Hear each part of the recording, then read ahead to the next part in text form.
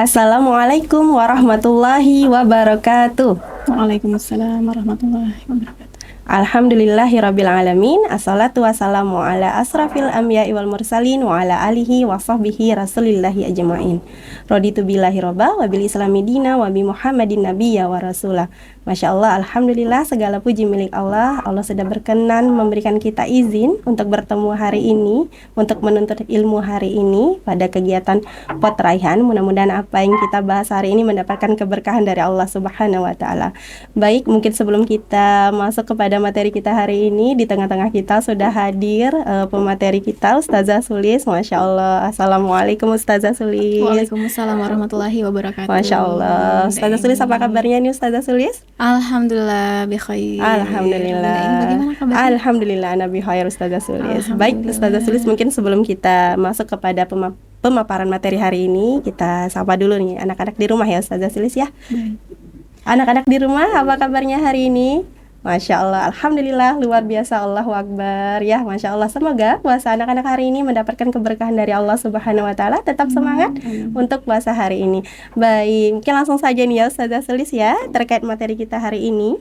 Nah, hari ini kita akan membahas tentang materi bahwasanya sholat itu mencegah dari perbuatan fahsya dan mungkar. Nah, terkait tentang sholat nih Ustazah Sulis, sholat kan kita ketahui bahwasanya sholat ini merupakan ibadah spesial yang sangat penting ya, yang harus kita lakukan sebagai hamba Allah, dan sholat ini nantinya akan mendapatkan ganjaran dari ketika kita melaksanakan sholat ini dengan khusyuk gitu. Pasti akan ada urgensi nih Ustazah Sulis terkait dengan kita melakukan sholat ini, melakukan ibadah ini. Nah, menurut Ustazah Sulis nih, mungkin boleh dipaparkan sedikit nih Ustazah Sulis, apa saja urgensi dari ibadah sholat ini. Silakan Ustazah Sulis.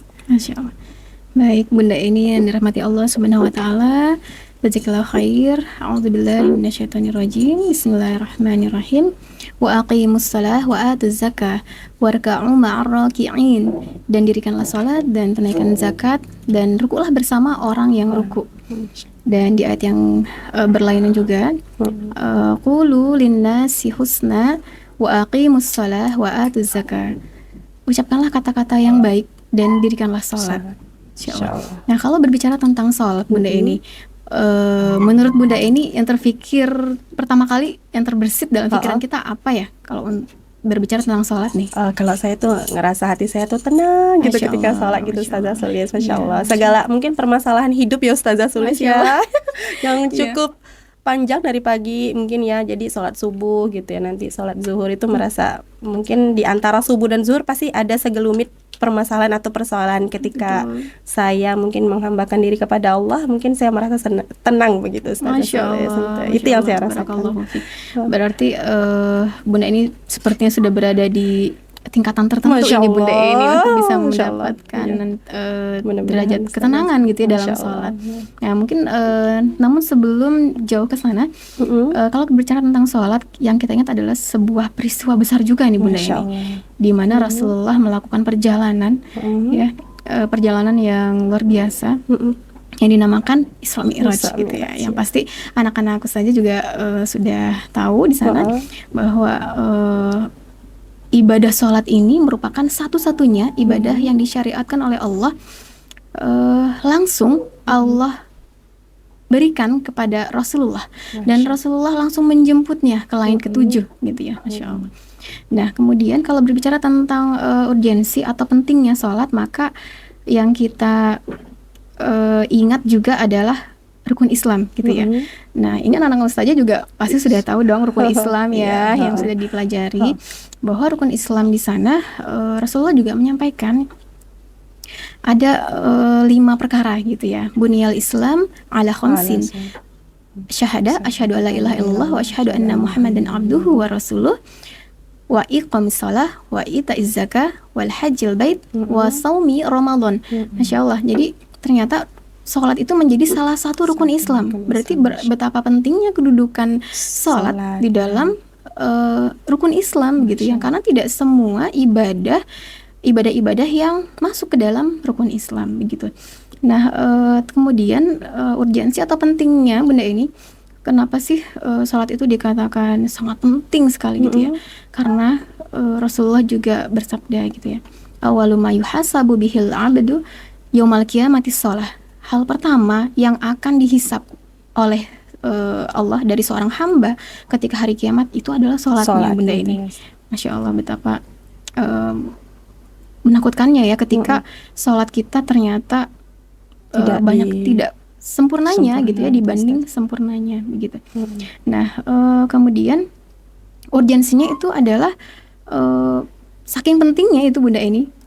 Ini ada kisah juga ya ketika ada salah satu sahabat Nabi yang sedang sakit gitu ya, bernama Imran bin Husain.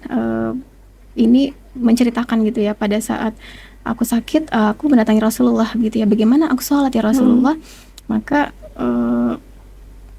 disampaikan bahwa jika engkau mau sholat, sholatlah dalam keadaan berdiri gitu ya. Tapi jika tidak bisa, sholatlah dalam keadaan duduk gitu ya. Dan berarti diberi kemudahan oleh Allah gitu. Betul, ada keringanan gitu saking, ya. Ini saking pentingnya melaksanakan sholat itu tersendiri. Iya. Kemudian ketika tidak bisa duduk, Rasul juga kabarkan kembali gitu ya, jika tidak bisa duduk maka berbaringlah menyamping. Masya gitu. Allah. Jadi saking pentingnya orang sakit pun, seseorang yang sakit pun harus tetap menjaga sholatnya. Nah, kemudian untuk keutamaan berikutnya ini bunda ini, Allah itu juga perintahkan kita untuk menjaga sholat gitu ya, saking pentingnya. Nah, ini juga disampaikan oleh Imran bin Husain gitu ya, Imran bin Husain radhiyallahu anhu menyampaikan bahwa pada saat seseorang sakit, Rasulullah itu mengabarkan banyak sekali kemudahan sehingga kita juga tidak meninggalkan sholat begitu. Jadi ketika ada yang sakit, maka Rasulullah itu mengabarkan ketika engkau tidak bisa sholat dalam keadaan berdiri, maka duduklah.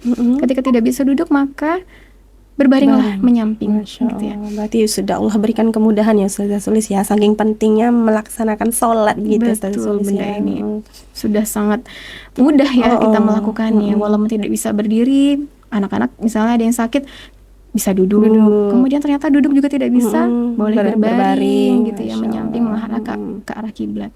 Dan selanjutnya sholat itu kenapa penting? Karena ternyata sholat itu merupakan tiang agama gitu ya. Nah, kalau Rasulullah menyampaikan itu seperti diilustrasikan itu seperti ini bunda ini. Ada sebuah bangunan kubah misalnya, kubah, dan dia berdiri di atas tiang-tiang yang kokoh. Nah, ketika tiang-tiangnya itu rapuh, maka kubah itu atau bangunan itu pasti akan rubuh gitu ya, ambruk. Nah, seperti itu diilustrasikannya sholat gitu ya. Jika sholatnya juga tidak kokoh, berantakan, lalai, ditinggalkan, maka pasti akan berantakan semuanya gitu ya. Ini berarti berawal dari cara kita berwudu juga mungkin yang Ustazah Sulis ya, dari berwudu kemudian baru pelaksanaan sholat begitu ya. Iya, karena menjadi rukun-rukun ya, rukun-rukun sholat, ada rukun-rukun syarat-syarat dan sunnah sholat juga, itu yang perlu dijaga. Ya, Masya Allah ya.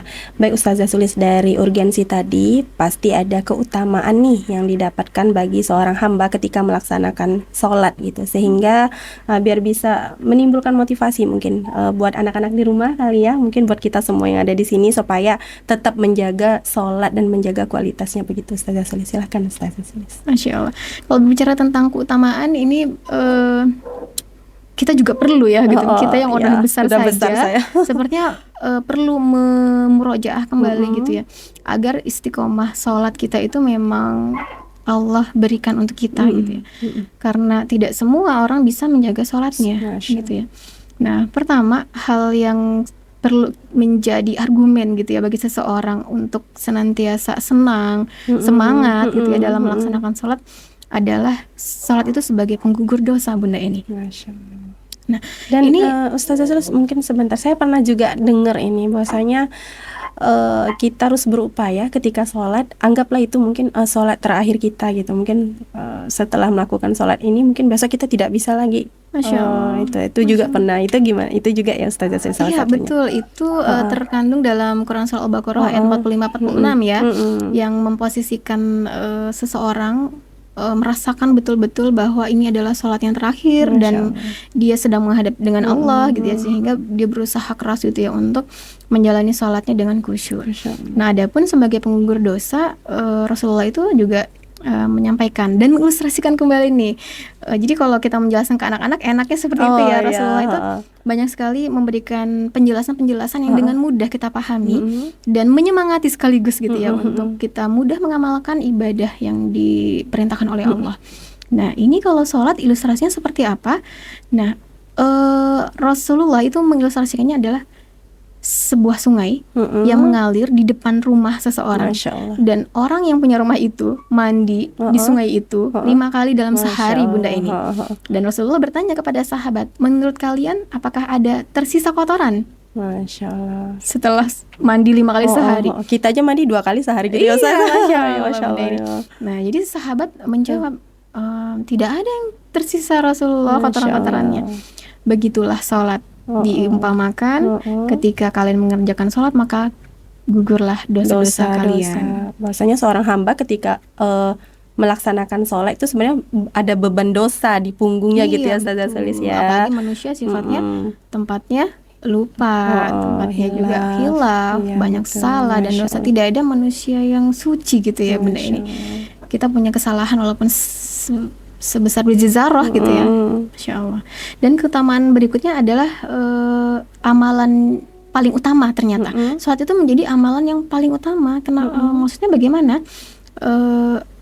Sahabat itu bertanya kepada Rasulullah, wahai Rasulullah, apa sih amalan yang paling utama? Maka disebutkan ada 3 gitu ya.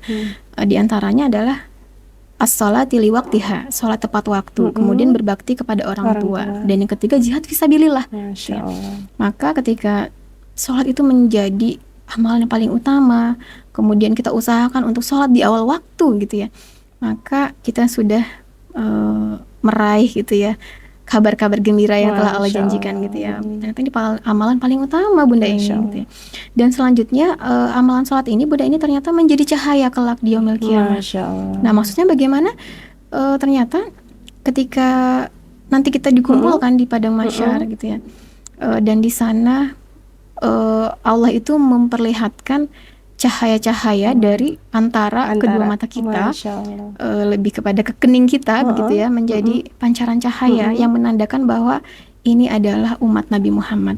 Jadi kalau kita ingin dikenali oleh Nabi Muhammad saat di hari penghisapan kelak, maka jangan tinggalkan sholat kita, karena ketika meninggalkan sholat maka akan reduplah cahaya yang kita miliki nanti kelak di yaumil qiyamah. Sebagaimana yang kita ketahui, Allah menjanjikan syafaat gitu ya dari Rasulullah untuk menolong gitu ya umatnya. Tapi ketika Rasulullah juga mengenali umatnya dong. Kalau ya bagaimana dikenali, ya bagaimana mau memberikan syafaat begitu ya Ustazah ya. Betul. Nah, salah satu tanda yang Allah berikan itu adalah cahaya gitu ya. Kalau tidak ada cahayanya, nauzubillah, berarti kita tidak ditemukan gitu ya oleh Rasulullah gitu ya, untuk mendapatkan syafaatnya Rasulullah gitu yang diberikan oleh Allah gitu. Dan yang kemudian sholat ini ternyata menjadi penyebab kita masuk surga, Bunda, gitu ya. Nah, ini dikisahkan oleh sahabat pada saat itu, Rabi'ah bin Ka'ab. Rabi'ah bin Ka'ab ini menceritakan pada saat itu aku menginap dengan Rasulullah ya, bersama Rasulullah, dan aku mengambilkan air wudhu dan kebutuhan-kebutuhan lainnya. Dan Rasulullah bertanya kepadaku, apa yang engkau inginkan? Katakanlah apa yang kau inginkan. Dan Rabi'ah bin Ka'ab menjawab, aku ingin menemanimu di surga. Lalu Rasulullah nanya lagi nih sama Rabi'ah bin Ka'ab, ada lagi nggak? Adakah lagi gitu? Lalu sahabat ini menjawab lagi, tidak ada Rasulullah. Baik, Rasulullah menjawab, baik, kalau begitu untuk mewujudkannya, bantu aku untuk memperbanyak sholatmu. Begitu, Masya Allah. Jadi pengantar kita ke surga juga ternyata sholat, Bunda ini. Jadi kalau kita mau ke surga, anak-anak yang sedang berusaha gitu ya, belajar untuk terus memperbaiki sholatnya menjadi sholat yang benar, itu semoga mendapatkan hidayah taufik untuk dimudahkan senantiasa mengistiqomahkan sholatnya hingga tidak meninggalkan sholatnya dan mendapatkan balasan gitu ya, janji yang telah Allah sediakan gitu ya berupa surganya Allah. Masya Gitu Allah. Bunda ini. Dan yang terakhir adalah sholat itu punya keutamaan nih Bunda ini.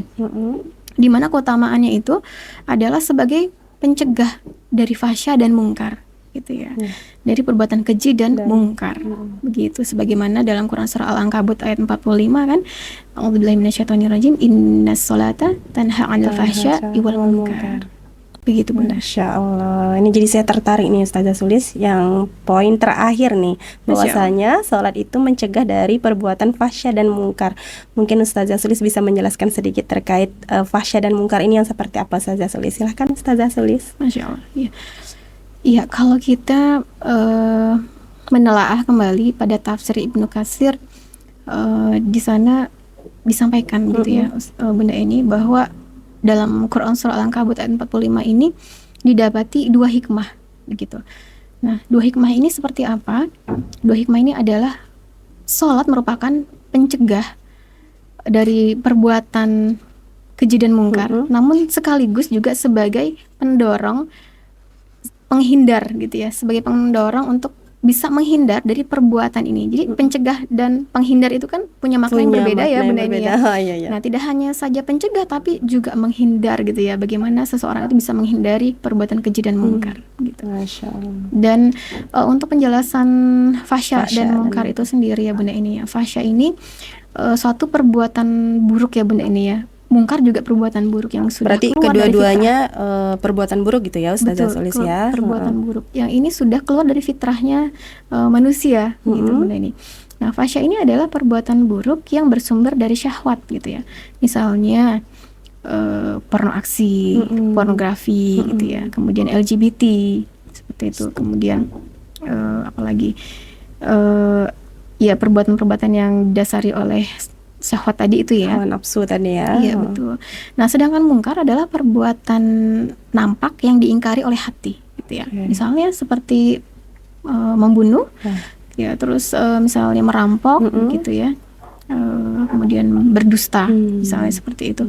Nah, kita bisa mengecek ya, mengevaluasi diri kita ya, apakah sifat-sifat buruk yang ada dalam diri kita ini muncul atau tidak. Nah, sehingga kita bisa juga, oh ini berarti sholatku mengukur gitu ya. Iya betul, berarti kita tidak, berarti kita bisa mengukur, wah sholatku berarti nggak beres nih, sholatku berarti tidak benar ini pelaksanaannya. Ketika kita melakukan fahsya dan mungkar tadi, begitu Ustazah ya. Sebaiknya seperti itu dan sebaiknya kita langsung menyadari ya, wah ini salah yang aku lakukan gitu ya. Anak-anak juga bisa berpikir kan, misalnya ketika aku lagi malas sholat berarti aku bilang udah sholat bun gitu ya. Berarti ada tingkatan kualitas begitu ya Ustazah Sulis ya terkait pelaksanaan sholat ini ya. Jadi masing-masing kita mungkin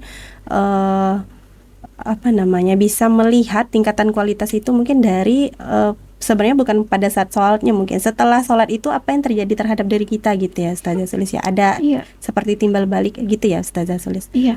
Nah jadi sebagian ulama itu menyampaikan juga untuk bisa mendapatkan dua hikmah ini ya, seseorang dari sholatnya sehingga terhindar dari perbuatan yang keji dan mungkar, maka dilatih dengan sholat gitu ya. Maka bukan berarti orang yang udah sholat itu langsung jadi soleh gitu ya, tapi sholat yang benar-benar berkualitas. Artinya sebuah latihan, berarti tadi kan disampaikan Bunda ini.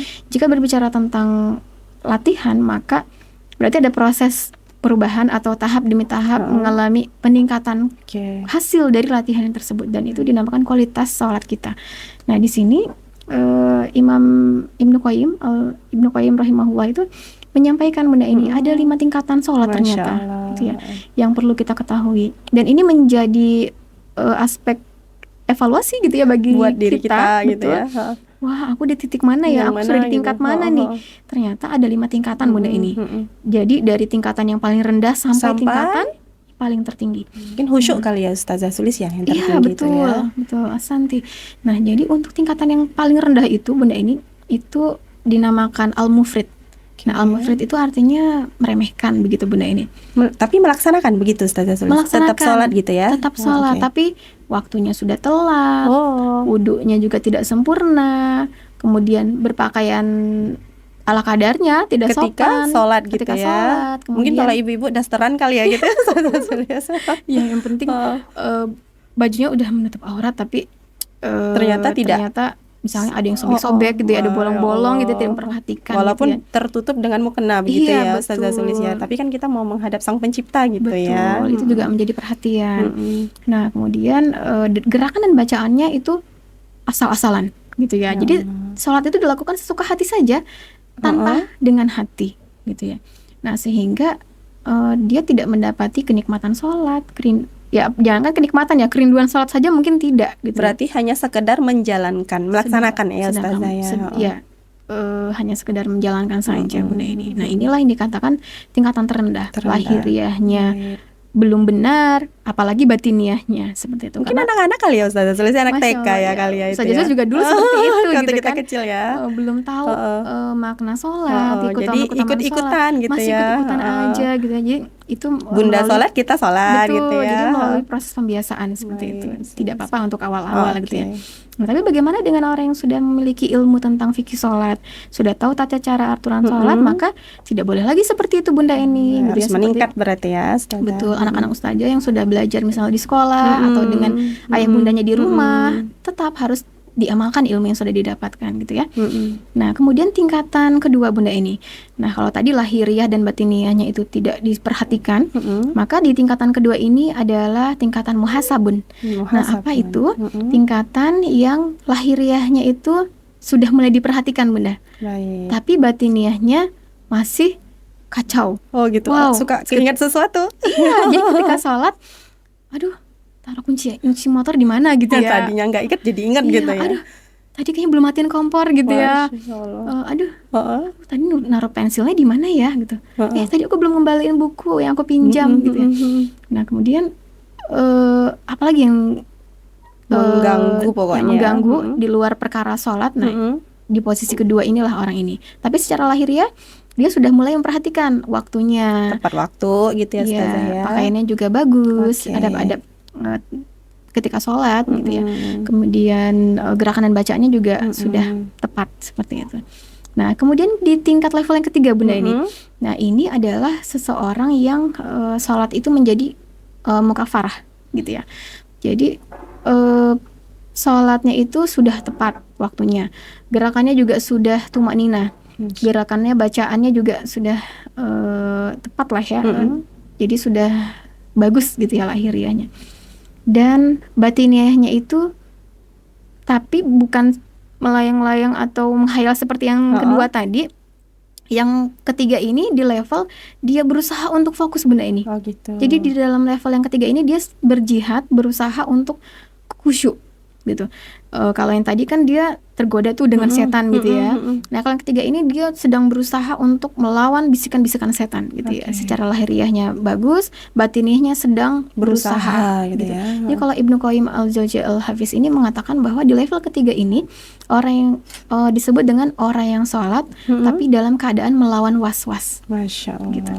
Nah, bagaimana di level keempat? Nah, di level keempat ini benda ini dikatakan sebagai mustabun.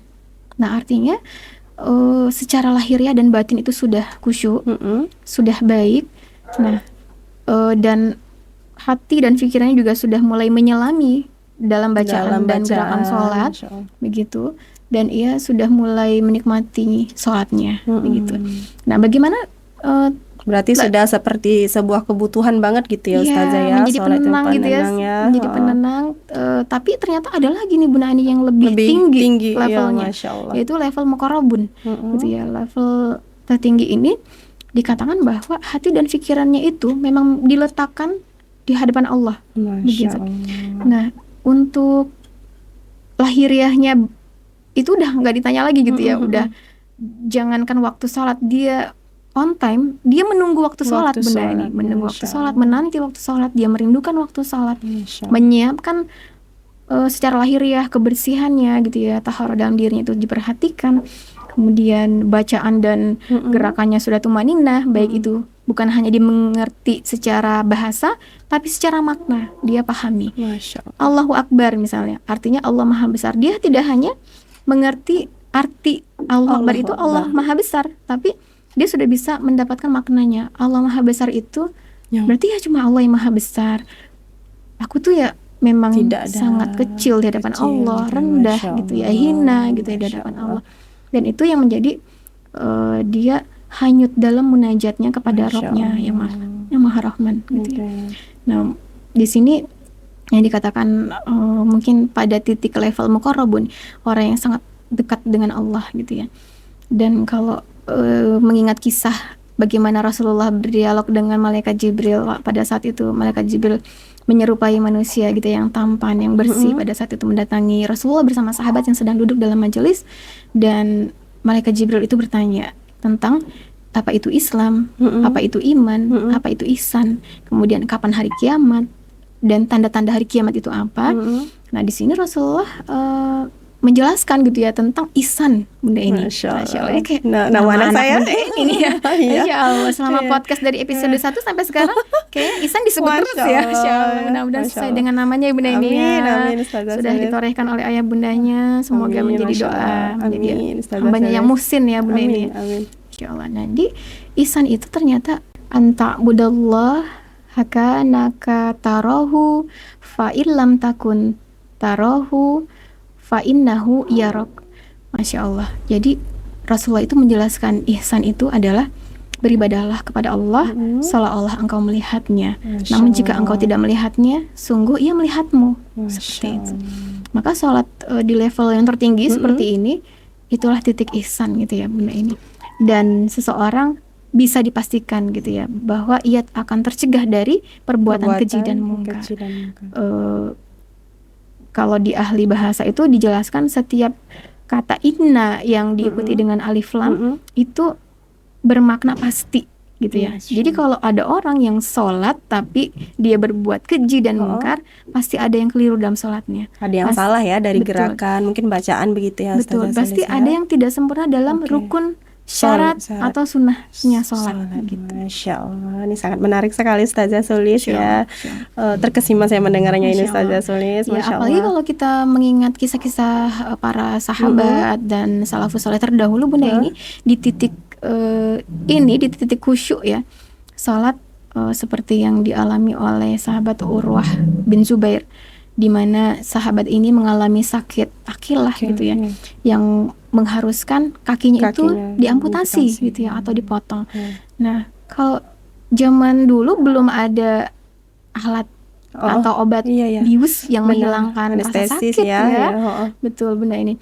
Nah, maka salah satunya jalan ya dengan homer, dengan meminum homer gitu ya, minuman keras yang itu nanti akan memabukkan, hilang kesadaran sehingga dia tidak sadar kalau kakinya itu diamputasi. Namun dengan keimanan dan ketakwaannya Urwah bin Zubair, maka Urwah bin Zubair tidak mau bunda ini minum itu. Tapi jadi tetap berarti ya Ustazah tetap dipotong, tapi dengan cara sholat bunda ini. Masya Allah. Sahabat ini Mungkin bilang ini yang tabib, dirasakan saudara kita yang ada di Palestina ya Ustazah Sulis ya. Masya Allah, Masya Allah. Semoga Allah berkahi yang meridhoi gitu ya sahabat-sahabat kita di sana, saudara-saudara kita di sana dan yang sedang berjuang. Jadi Urwah bin Zubair ini mengatakan kepada tabibnya, baiklah engkau boleh memotong kakiku, tapi tunggu ketika aku sedang sholat. Gitu ya. Jadi ketika Urwah bin Zubair sudah melaksanakan sholat di dalam saking khusyuk perjalanan sholatnya dengan kekhusyuannya, tabib memotong kakinya sampai selesai. Urwah bin Zubair tidak merasakan sakit sedikit pun.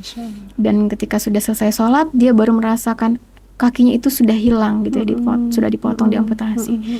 Dan setelah diamputasi kan itu darah berceceran ya bunda ini ya. Nah, solusinya ya harus dengan air panas kan gitu. Nah, ketika tidak ada jalan lain, harus dengan air panas, dicelupkan dengan air panas supaya kuman-kuman atau bakteri tidak menempel. Di sanalah baru Urwah bin Zubair itu berteriak dan pingsan. Seperti itu. Saking menahan sakit tadi. Sebetulnya masih banyak ya bunda ini ya kisah-kisah sahabat Rasulullah, misalnya seperti Abbad bin Yasir gitu ya.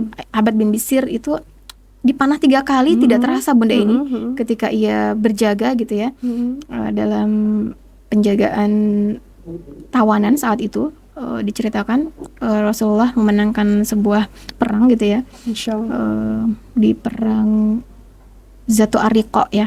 Jadi ada 3 tawanan gitu yang sedang dijaga oleh Abbad bin Abbad bin Bishr Bishr. dan Ammar bin Yasir. Nah, di sana ternyata ada yang membuntuti musuh gitu ya. Musuh membuntuti sahabat ini bersama tawanan untuk menolong temannya gitu ya, ditawan Iya, gitu ya. iya.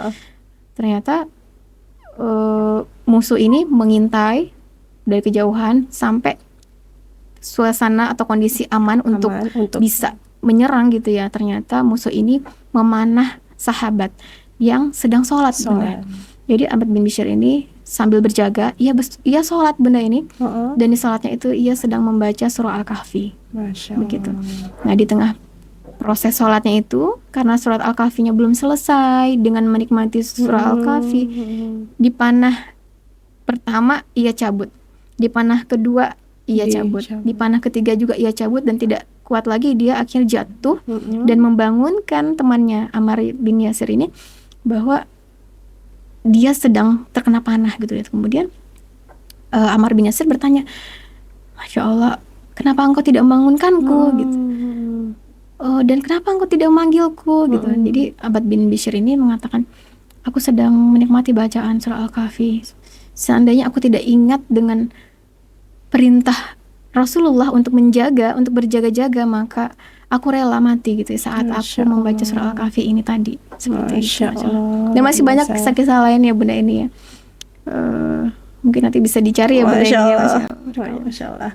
Ini sangat tertarik ya dengan tema kita hari ini Ustazah Sulis. Mungkin ini the last question ya Ustazah Sulis, sekaligus kesimpulan nanti Ustazah Sulis buat anak-anak kita di rumah, biar anak-anak nanti semangat dalam melaksanakan ibadah sholat, kemudian sholatnya berkualitas, begitu ya Ustazah Sulis ya. Nih, bagaimana caranya agar seseorang dapat merasakan pengaruh Ustazah Sulis atau manfaat pada dirinya agar tercegah dari perbuatan fahsya dan mungkar? Silakan Ustazah Sulis. Baik, jazakallahu khair bunda ini. Alhamdulillah akhirnya kita di penghujung ya. Iya, Masya Allah. Karena udah gak sabaran juga mungkin ya kita mau berbuka juga ya bunda ini. Iya benar Ustazah. Anak-anak lagi udah gak sabaran kayaknya ini. Dan kesabaran anak-anak yang sedang menunggu waktu berbuka sambil melihat masuk ke dalam kajian ilmu ini, Allah lipat gandakan pahalanya. Amin ya rabbal alamin, insyaallah. Baik bunda ini, bagaimana ya untuk kita bisa mendapati pengaruh gitu ya dari sholat, peran sholat ini ke dalam kehidupan sehari-hari agar terhindar dari kegiatan keji dan mungkar tadi, gitu ya. Rasulullah juga banyak ya menyampaikan gitu juga dalam firman Allah Subhanahu wa taala, juga dalam Quran surah Al-Baqarah ayat 45 46 tadi yang di awal kita singgung tadi, bahwa ketika sholat itu ingin dilaksanakan memang itu berat gitu ya. Sholat itu memang berat, tapi kecuali ini bunda ini itu bagi orang-orang yang khusyuk gitu. Nah, namun bagaimana supaya kita itu bisa khusyuk? Gambarannya itu adalah dalam Quran surah Al-A'raf ayat 31 ya. Hai anak cucu Adam, ketika engkau mendengar panggilan masjid, maka bersegeralah ya, kenakan pakaian terbaikmu gitu ya. Sama dong kalau kita mau ketemu seseorang yang sangat kita hargai, kita hormati, sebenarnya kita nggak akan berani pakai baju daster ya. Iya, benar juga ya Ustazah. Apalagi ini sang gitu pencipta ya. Gitu ya Ustazah. Apalagi sang pencipta yang memberikan nikmat gitu ya, begitu banyaknya, yang mengatur segala alam semesta, mengatur dirinya, hidupnya. Pasti kita nggak akan mungkin asal-asalan ya menghadap ilahi Rabbi. Nah, yang kedua adalah pada Quran surah kelima ayat ke-6, ketika engkau akan sholat maka sempurnakanlah wudhumu. Nah, menjadi pintu gerbang awal utama gitu ya ketika akan mendapati sholat khusyuk, berarti wudhunya disempurnakan dahulu. Karena ini menjadi rukun sholat, syaratnya sholat gitu ya, dan sunnah-sunnah sholat yang perlu diperhatikan gitu ya, sehingga mendapati seorang yang khusyuk. Tapi yang paling dahsyat lagi itu bunda ini di ayat ke-46 akhirnya itu ya, wa annahum ilaihi raji'un, bahwa sholatlah kalian seolah-olah kalian benar-benar menghadap kepada Allah gitu ya, dan menjadi sholat yang terakhir yang tadi bunda ini sampaikan di awal. Masya Allah, ketika kita setiap sholat menjadikan sholat itu adalah timing terakhir kita, kayak the last time kita gitu ya, pasti akan memberikan yang terbaik gitu, kita akan siapkan wudhu kita dengan wudhu yang sempurna. Kita akan siapkan diri kita untuk memaknai bacaan-bacaan yang dan gerakan-gerakan yang kita pahami gitu ya dengan sempurna, sehingga mendatangkan kekhusyuan. Dan itu yang akan kita dapati dari dua hikmah itu ya, menjadi pencegah dan mendorong sekaligus untuk menghindari dari perbuatan keji dan mungkar gitu ya. Masya Allah. Sebagaimana juga tafsir bahwa jika sesungguhnya apabila ada orang yang sholat dengan sholatnya itu tidak mendapati dirinya dari terlindung gitu ya dari perbuatan keji dan mungkar, maka sungguh ia telah melalaikan hak-haknya walaupun ia orang yang taat. Masya Allah. Nah ini disampaikan dalam Majmu' Fatwa ya. Masya Allah. Ini menjadi perhatian kita bersama gitu ya, untuk menjaga rukun, syarat dan sunnahnya sholat. Seperti itu Bunda ini. Dan semoga anak-anak ustazah juga terus berupaya keras ya untuk terus mengevaluasi diri, mengecek nih kita berada di level mana nih, di tingkatan yang mana nih. Aduh aku masih di level yang satu nih. Aduh aku berarti masih harus telat naik, sholat. berusaha gitu Ya, Ustazah dan ya. apalagi di bulan suci Ramadan ini ya Bunda ini. Sebagian ulama itu menyimpulkan bahwa di 20 hari pertama itu menjadi tanda apakah nanti naik atau tidaknya ibadah seseorang, itu menjadi kunci bahwa amalan puasanya itu diterima. Masya Allah. Jadi kalau misalnya semakin mendekati hari Lebaran malah menurun, malah malas sahur gitu ya, malah puasa sholatnya malah makin tinggal. Kemudian ngajinya tadi yang semangat, yang terus tilawahnya jadi udah berapa juz nggak jadi khatam gitu ya, karena udah aduh lama banget gitu ya. Berarti tandanya puasanya tidak diterima Bunda ini. Nauzubillah min zalik. Nah maka semakin anak-anak ustazah semakin semangat untuk memperbaiki salah satunya ibadah yang penting ini yaitu sholat, maka itu tanda dari terterimanya amal puasa kita gitu ya, insyaallah. Allahu a'lam bishawab. Masya Allah Ustazah Sulis, Masya Allah luar biasa sekali Ustazah Sulis. Barakallahu fikum ya Ustazah Sulis ya. Masya Allah, alhamdulillah luar biasa sekali materi dari Ustazah Sulis hari ini. Mudah-mudahan menjadi motivasi buat anak-anak di rumah ya, tetap jaga semangatnya untuk senantiasa menjaga sholat, kemudian ibadah puasanya juga. Dan Bunda ini mohon maaf lahir batin, mungkin selama memandu acara ini masih banyak khilafan dan kesalahan. Kita tutup dengan mengucapkan hamdalah, alhamdulillahirabbil alamin, dan doa kafaratul majelis.